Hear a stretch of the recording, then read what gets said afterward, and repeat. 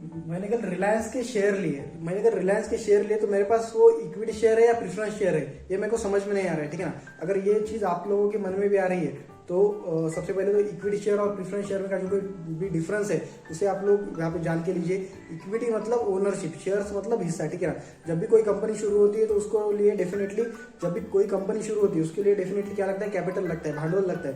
Capital को मराठी में क्या बोलते हैं, भांडवल लगता है। तो भांडवल को, वो जो कैपिटल है, वो कैपिटल को अलग अलग हिस्सों में डिवाइड किया जाता है। वो कैपिटल को अगर 1000 रुपए का कैपिटल है कि कोई कंपनी शुरू करने के लिए 1000 रुपए का कैपिटल लगा है, वो 1000 रुपए के कैपिटल को अलग अलग समझो 10 हिस्सों में उसको डिवाइड कर दिया गया। 100 रुपए का एक हिस्सा, ऐसे करके 10 हिस्सों में उसको डिवाइड कर दिया। ये 10 हिस्से अलग अलग लोगों ने लिए, मतलब 1000 रुपए कंपनी चालू करने के पूरा खर्चा आया। वो 1000 रुपए 10 जनों ने मिलकर डाले।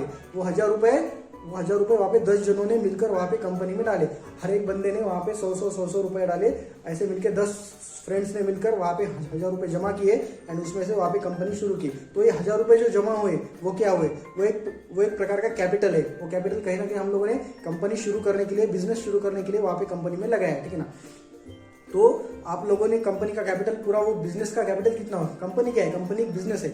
लार्ज स्केल पर बिजनेस करने के लिए जो ऑर्गेनाइजेशन चलाई जाती है उसको क्या बोलते हैं, कंपनी बोलते हैं। तो अगर एक पब्लिक लिमिटेड कंपनी आज चलती है, उसका 1000 रुपए का कैपिटल है, वो 1000 रुपए वहाँ पे 10 जनों ने मिलकर डाले हैं। मतलब 1000 रुपए का कैपिटल है, उसमें से 100 रुपए 10 जनों ने मिलकर डाले। मतलब सब लोगों के पास 10% कंपनी की ओनरशिप है। सब लोगों के पास क्या है, कंपनी की 10% वहाँ पे ओनरशिप है। ठीक है ना। क्योंकि 1000 रुपए का पूरा कैपिटल है। 1000 रुपए के कैपिटल में से